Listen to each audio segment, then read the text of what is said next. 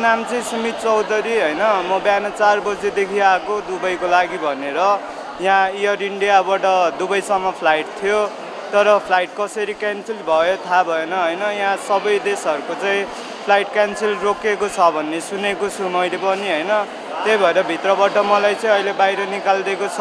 अहिलेसम्म के जानकारी हो भनेर चाहिँ हामीलाई पुरै केही पनि थाहा छैन तर बाहिर चाहिँ निकालेको छ हैन